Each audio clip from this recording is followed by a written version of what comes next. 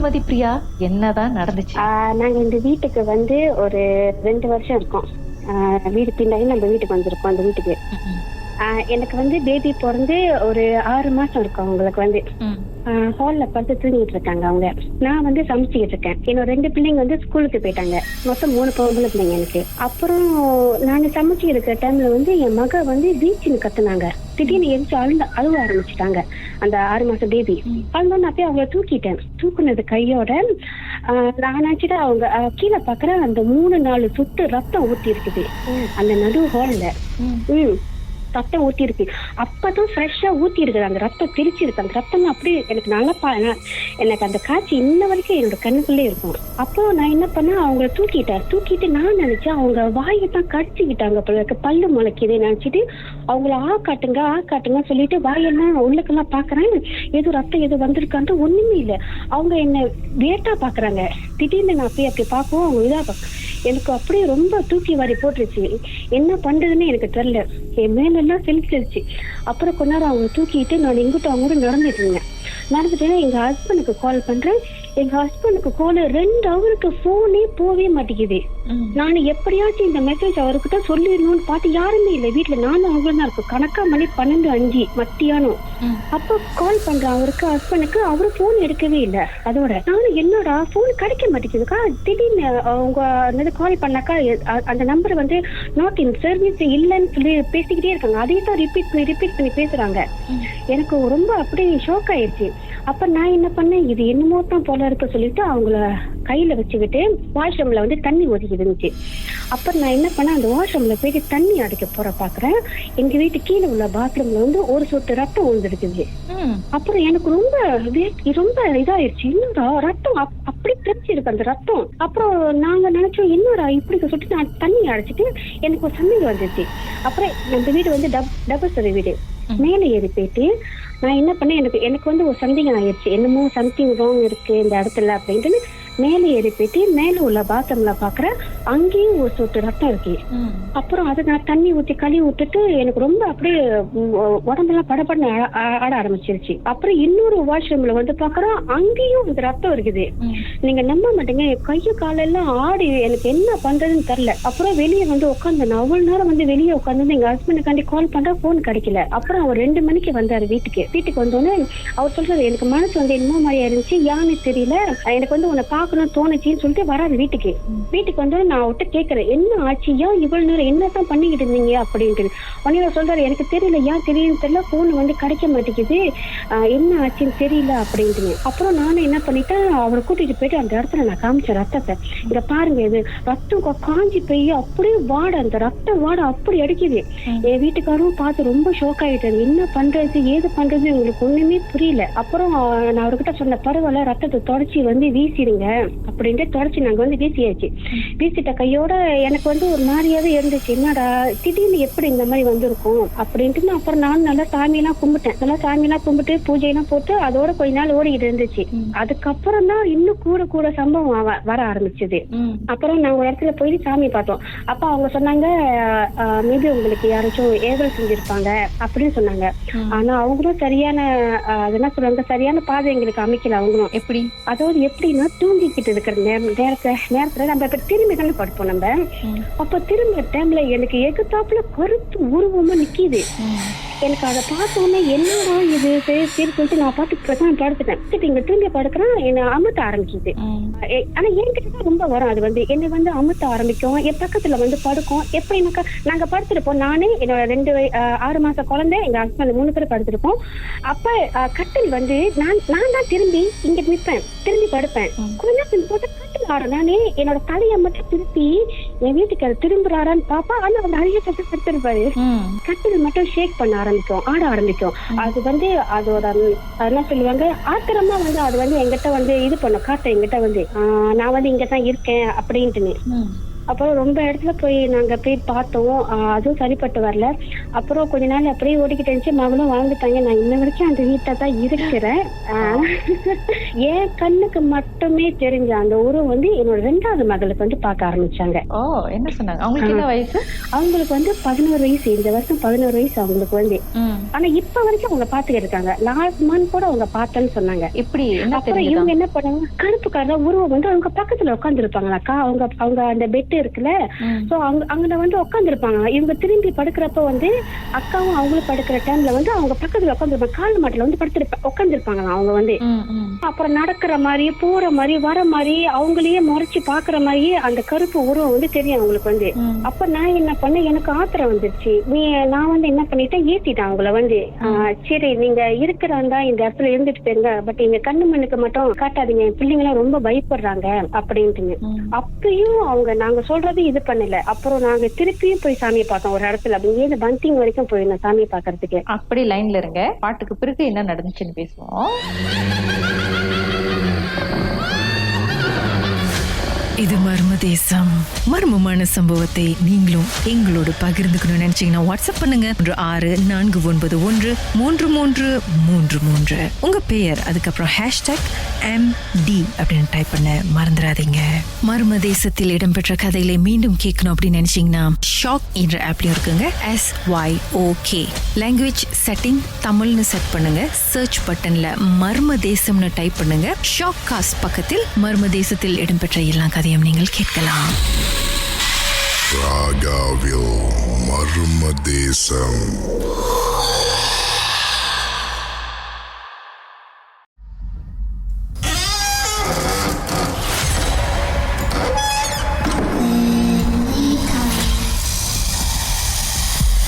ராகவில் இது மர்ம தேசம். திருமதி பிரியா அவங்க வீட்டுல நடந்த சம்பவத்தை பத்தி நம்மோட பேசிட்டு இருக்காங்க. 6 மாத குழந்தை ஹால்ல வீச்சுன்னு கத்திருக்கு. அதுக்கப்புறம் பார்த்தா வீட்டுல எங்க பார்த்தாலும் ரத்த காயம், பிளட் ட்ராப். ஆனா எங்கேருந்து வந்துச்சுன்னு தெரியல. அதுக்கப்புறம் கொஞ்சம் கொஞ்சமா கருப்பு உருவத்தை அவங்க பார்க்க ஆரம்பிச்சாங்க. அவங்களுடைய 11 வயசு மகளும் பார்க்க ஆரம்பிச்சாங்க. அதுக்கப்புறம் சாமி பார்க்க போனதும் என்ன நடந்துச்சு? சாமி பார்க்க நாங்க போயிருந்தோம். அப்ப அந்த சாமி கிட்ட போயிட்டு நான் வந்து நடந்தது எல்லாத்தையும் இப்படி இந்த மாதிரி நடந்திருக்குன்னு சொன்னேன் அவர்கிட்ட வந்து. அப்ப அவர் சொன்னாரு, நீங்க நல்லா யோசிச்சு பாருங்க, இதுக்கு முன்னுக்கு உங்களோட வாழ்க்கையில ஏதாச்சும் ஒரு சம்பவம் நடந்திருக்குமா?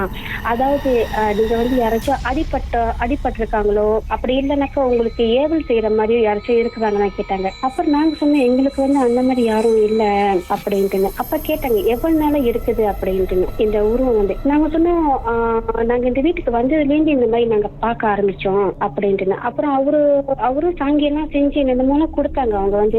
கடைசி அவர் சொன்ன ஒரே வார்த்தை தான் எனக்கு ரொம்ப அதிர்ச்சி ஆயிடுச்சு.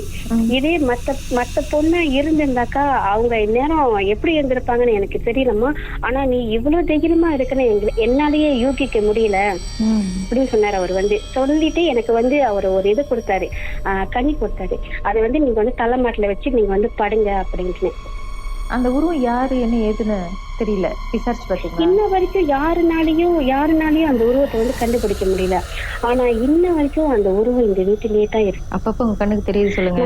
அப்பப்ப அவங்க கண்ணுக்கு தெரியும். நானே போய் அவங்க கிட்ட கேட்டேன், உங்களுக்கு ஏதாச்சும் எங்கனால காரியம் எனக்கு வந்து இது வந்து ஒருத்தவங்க சொல்லி கொடுத்தாங்க, நீங்க அந்த மாதிரி பேசுங்க அவங்க கிட்ட, அவங்க ஏதாச்சும் சொல்றாங்களா அப்படின்ட்டு. அப்புறம் நானும் அந்த மாதிரி கேட்டேன். ஆனா அப்பயும் எனக்கு எந்த ஒரு பதிலும் கிடைக்கவே இல்லை. இன்ன வரைக்கும் ஒரு கேள்விக்குறியாதான் இருக்குது. என்னோட உண்மையிலே அந்த சாமியார் சொன்னது பத்தூல் தான். பாருங்க, பேய் கூட உட்காந்து டீல் பேசுறீங்க பார்த்தீங்களா? அந்த தைரியம் யாருக்கு வரும் சொல்லுங்க? அக்கா நான் சமைச்சுக்கிட்டு இருப்பேன், குஸ்மில சமைச்சுக்கிட்டு இருப்பேன். அந்த கண்ணாடி தருமா, அந்த ஒண்ணா இருக்குமே, முன்ன உள்ள பிளாட் வீடெல்லாம் இருக்குமே கண்ணாடி, அந்த மாதிரிதான் இந்த வீட்டுல இருக்கு. நான் காய்கறி வெட்டிக்கிட்டு இருப்பேன். அந்த உருவம் வந்து அந்த கண்ணாடி அப்படியே நடந்து போவோம். நானே பாப்பேன், நானே யாருடா போறாங்க சொல்லிட்டு. அப்புறம் இந்த பக்கத்து பசங்க அவங்களோட உருவமே இருக்காது. எப்படி இருக்கும் உங்களுக்கு? அப்புறம் இந்த மாதிரியே தான் நடந்துகிட்டு இருக்கு. அப்ப என் மகள்லாம் பார்க்க ஆரம்பிச்சு அவங்க வந்து ரொம்ப பயப்பட ஆரம்பிச்சுட்டாங்க. அம்மா எனக்கு ரொம்ப பயமா இருக்கு, ஏன்னு தெரியல அப்படின்ட்டு. அப்புறம் நான் என்ன பண்ணேன், அவங்க பக்கத்துல போயிட்டு படுத்திருந்தேன். ஒரு நாள் படுத்திருந்து நான் பாக்குறேன், அவங்க வந்து இங்கிட்டும் அங்கிட்டும் நடக்கிறது மட்டும் தான் எனக்கு வந்து கண்ணுக்கு தெரியுது. அப்ப நான் அந்த ராத்திரில எழுந்து நான் கிட்ட சொன்னேன், நான் வந்து உங்களை ஒண்ணும் பண்ணல, நீங்க வந்து எங்களை எதுவும் பண்ணாதீங்க, என் மகள் வந்து ரொம்ப பயப்படுறாங்க, அப்படின்ட்டுன்னு அப்படியே சொன்னோம். ஆனா இன்ன வரைக்கும் நடமாட்டம் இருந்துகிட்டு தான் இருக்கு. எங்களுக்கு என்ன இப்ப எங்க சாமியை பாக்குறதுன்னு தெரியல. ஒருவேளை அவங்களுக்கு தமிழ் தெரியலையோ, நீங்க வேற பாஷையில ட்ரை பண்ணி பாருங்க. வேற என்ன பாஷைன்னு தெரியல. ஒரு இங்கிலீஷ், மலாய், முடிஞ்ச ஒரு சைனீஸா? அதான்க்கா விதவிதமா இருக்கேன்னு நினைக்கிறேன்க்கா. செய்யலாம். ஐயோ, இப்ப கடைசியில இப்படிதான் போகுது, என்னதான் முடிவு எடுத்திருக்கீங்க?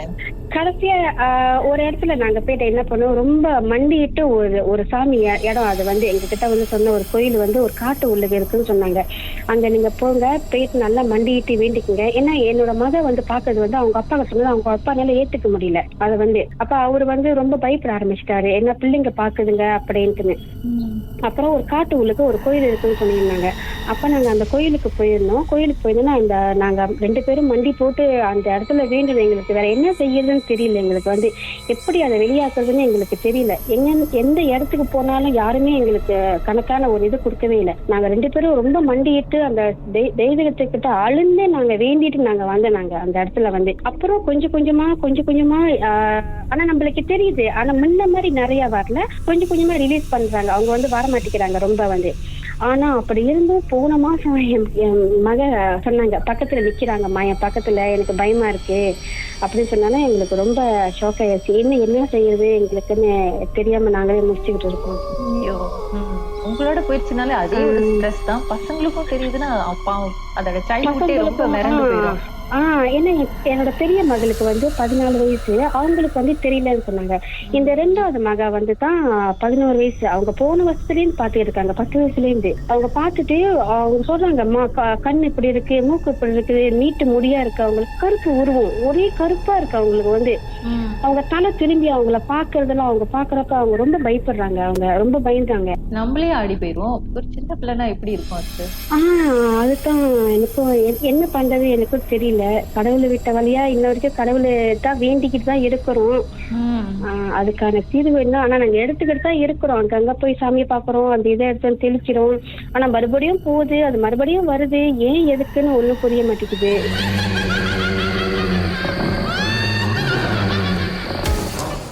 உங்களுக்கும் இந்த மாதிரி மர்மமான சம்பவம் எல்லாம் நடந்திருக்கா? ஏன் நடந்துச்சு, எதனால நடந்துச்சுன்னு தெரியலையே அப்படின்னு புரியாத புதிரா இருக்கா? அதை பத்தி எங்களோட பேசணும்னு நினைச்சீங்கன்னா வாட்ஸ்அப் பண்ணுங்க 036-491-3333. உங்க பெயர், அதுக்கப்புறம் #MD அப்படின்னு டைப் பண்ண மறந்துடாதீங்க. மர்ம தேசத்தில் இடம்பெற்ற கதைகளை மீண்டும் கேட்கணும் அப்படின்னு நினைச்சீங்கன்னா ஷாக் என்ற ஆப்லயும் இருக்குங்க. SYOK லாங்குவேஜ் செட்டிங் தமிழ்னு செட் பண்ணுங்க. சர்ச் பட்டன்ல மர்ம தேசம்னு டைப் பண்ணுங்க. ஷாக் காஸ்ட் பக்கத்தில் மர்ம தேசத்தில் இடம்பெற்ற எல்லா கதையும் நீங்கள் கேட்கலாம். ராகாவில் மர்ம தேசம்.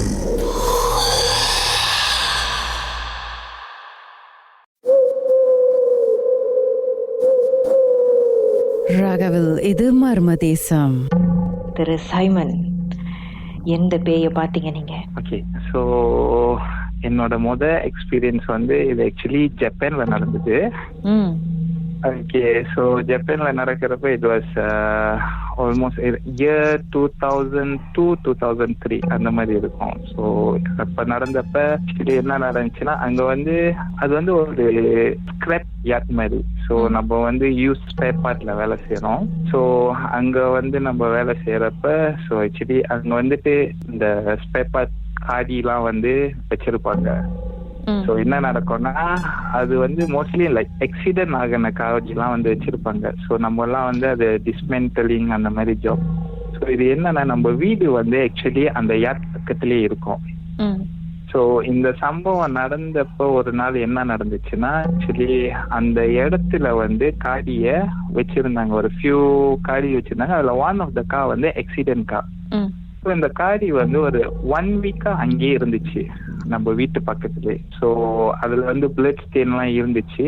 ஸோ ஏன் ஸ்கிராப் பண்ணலன்னு நம்ம ஜப்பனீஸ் பாஸ்ட்ட கேட்கறப்ப அவர் சொன்னாரு, ஆக்சுவலி இது ஆக்சிடென்ட் கார். அண்ட் தென் இந்த காடி இன்சூரன்ஸ் ரிலேட்டட் இஷ்யூ இருக்கு. ஸோ இது நம்ம முதல்ல ஸ்கிராப் பண்ண முடியாது, அதனால இந்த காடி இங்கேயே இருக்கணும், நம்ம வேற இடத்துல வைக்க முடியலன்னு. ஸோ அந்த காடி உள்ளுக்கு பிளட் ஸ்டெயின்ஸ்லாம் இருந்துச்சு. ஸோ டெய்லி நம்ம வேலைக்கு போறப்ப நம்ம அந்த காடியை தான் பாஸ் பை பண்ணி போயிட்டு வருவோம். ஸோ ஸோ நம்ம வீடு பக்கத்துல. ஸோ வீட்டுல வந்து வழக்கம் போல டெய்லி வேலை முடிஞ்சு வீட்டுக்கு வந்ததோட என்ன செய்வோம்னா நம்ம வந்துட்டு ப்ரேயர்ஸ். ஸோ நம்ம வந்து சாமி ஒரு சின்ன ஆல்டர் வச்சிருந்தோம். மலேசியால இருந்து போறப்ப அங்க ஆல்டர் சாம்பிராணி எல்லாம் கொண்டு போய் சாமி மேடெல்லாம் செட்டப் பண்ணி வச்சிருந்தோம். ஸோ டெய்லி நம்ம அந்த வீட்டுல வந்து பாய்ஸ் தான் இருப்போம். ஸோ வழக்கம் போல வேலை முடிஞ்சு வருவோம் டயர்ட்டு. அதனால அந்த பர்டிகுலர் வீக் வந்துட்டு நம்ம வந்து நார்மலா அந்த ஈவினிங் ப்ரேயர் செய்ய முடியல. ஏன்னா சாமி மேடெல்லாம் சுத்தம் பண்ணல. அப்ப கூட்டாளிட்ட சொன்னேன் சுத்தம் பண்ணீங்கன்னா அது அப்படியே ட்ராக் பண்ணி அப்படியே டிலே ஆச்சு. சாமி கும்பிடல. ஸோ அந்த ஹோல் வீக் சாமி கும்பிடல, ஒன்றும் செய்யல. தென் அதுக்கப்புறம் என்ன நடந்துச்சுன்னா நைட்ல வந்துட்டு லைக் we felt someone யாரோ முன்னுக்கு கிராஸ் பண்ற மாதிரி. நான் நினைச்சேன் வேற என்னமோ ஷேடோ தான் விட்டுட்டேன். ஸோ அது ஃபர்ஸ்ட் டைம் நோட்டீஸ் பண்ணனால. ஸோ இது வந்து happen during winter time. So 2002 அந்த மாதிரி லைக் ஏர்லி ஜனவரி அந்த மாதிரி வின்டர் டைம். ஸோ நார்மலா நைட்ல யாரும் வெளியே நடக்க மாட்டாங்க. ஸோ இந்த மாதிரியே ஒரு 2-3 நாள் இந்த மாதிரி மூவ்மெண்ட் தெரிஞ்சிச்சு. ஸோ நானும் ரொம்ப வந்து அத போதை பண்ணல. மூவ்மெண்ட் தெரிஞ்சது உடனே நீங்க போய் கதை திறந்து பாக்கலையா? யாரு என்ன ஏதுன்னு எட்டி பாக்கல? ஆக்சுவலி நான் வந்து எட்டி பாக்கல. ஏன்னா நம்ம நினைச்சோம் அது வந்து என்னமோ ஒரு ஷேடோ தானே. பட் அந்த 3வது தடவை ஒரு 4வது தடவை தான் வந்துட்டு கொஞ்சம் வியர்ட் ஃபீலிங் வந்துச்சு. ஏன்னா அந்த ஃபிகர் வந்துட்டு ஆல்மோஸ்ட் சேமா இருந்துச்சு. ஒரு ஹியூமன் கைண்ட் ஆஃப் ஃபிகர் மாதிரி இருந்துச்சு. அப்ப சோ அதுக்கப்புறம் தான் வந்து ரியலைஸ் பண்ண ஆரம்பிச்சு இது சந்தேகமா இருக்கு. ஏன் அன்னாடும் அதுவும் பர்டிகுலரி இந்த லேட் ஹவர்ஸ் தான், ஒரு 11 அந்த மாதிரி ஹவர்ஸ்ல தான் இந்த மாதிரி மூவ்மெண்ட் தெரிய ஆரம்பிச்சிச்சு. அதுக்கப்புறம் தான் போயிட்டு திருப்பிட்டு நோட்டீஸ் பண்றப்ப கதவை திறந்து பார்த்தா யாருமே இல்லை. ஸோ அந்த நைட்டு ஒரு இந்த மாதிரியே போய்கிட்டே இருந்துச்சு.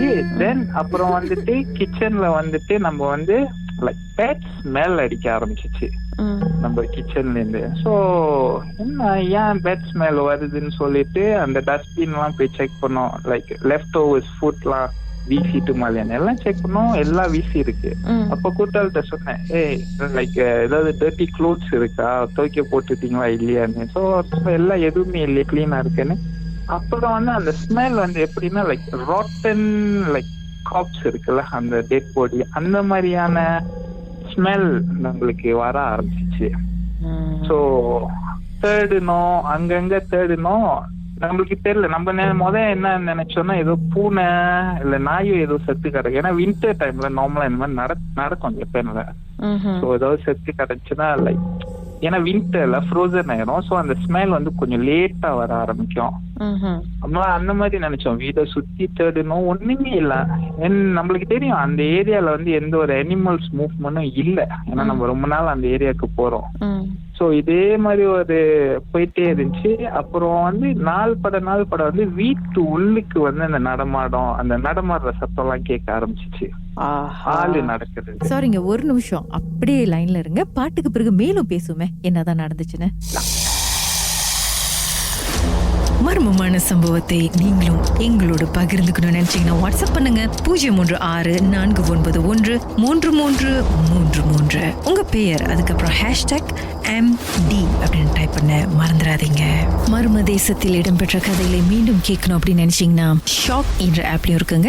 SYOK லாங்குவேஜ் செட்டிங் தமிழ்னு செட் பண்ணுங்க. சர்ச் பட்டன்ல மர்ம தேசம்னு டைப் பண்ணுங்க. ஷாக் காஸ்ட் பக்கத்தில் மர்ம தேசத்தில் இடம்பெற்ற எல்லா கதையும் நீங்கள் கேட்கலாம்.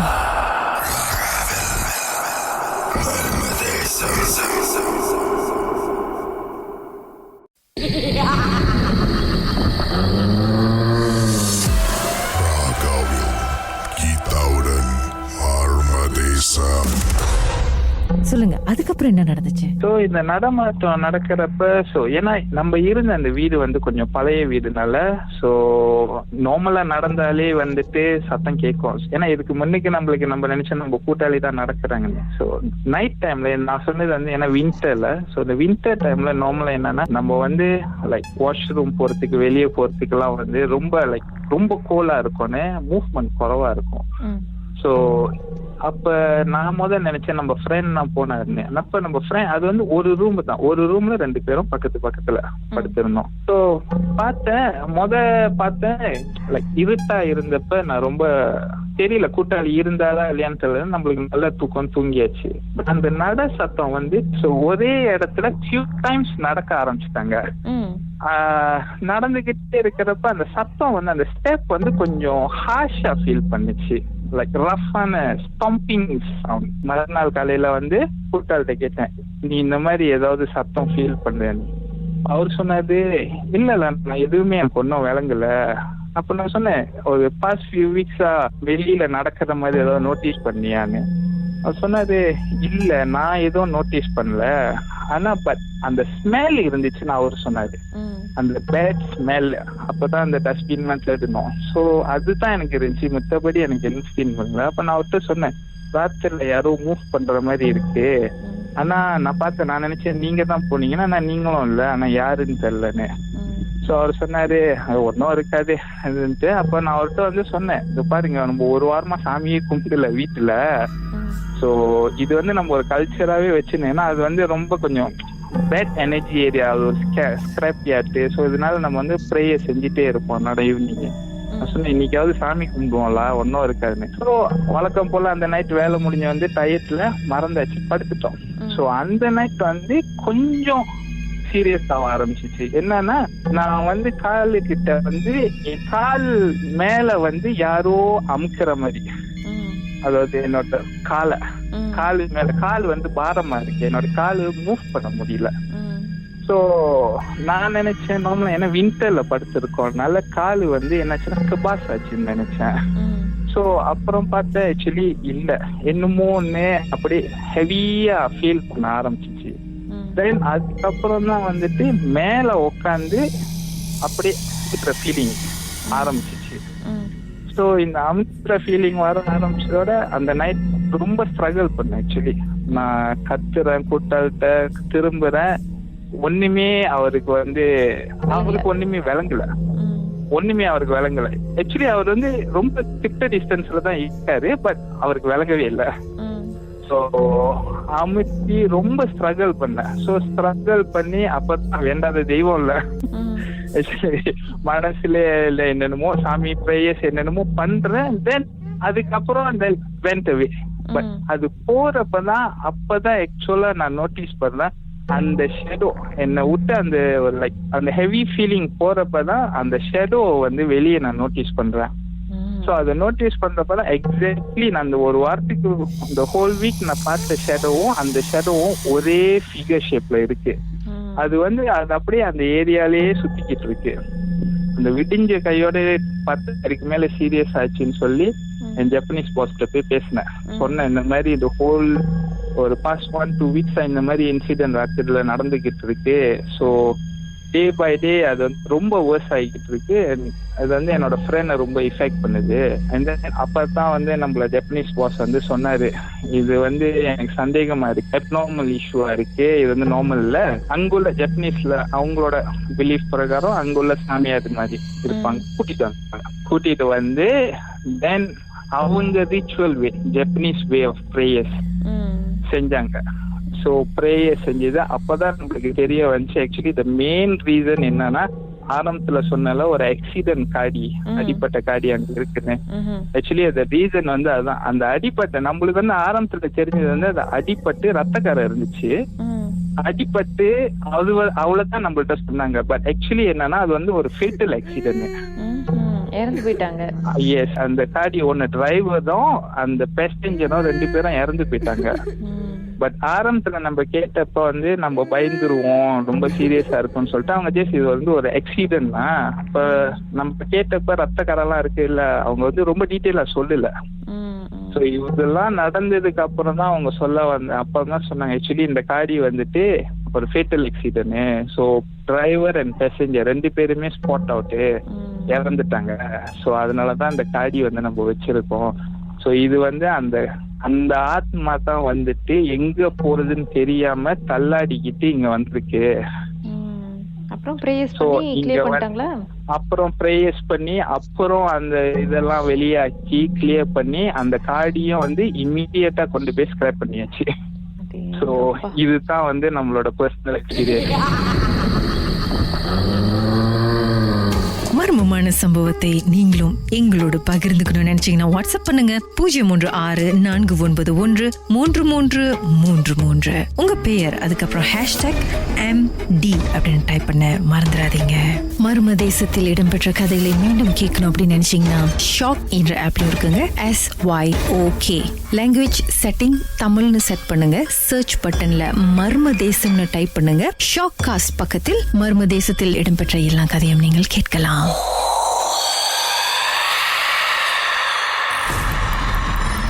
Ragaville Marmadesam.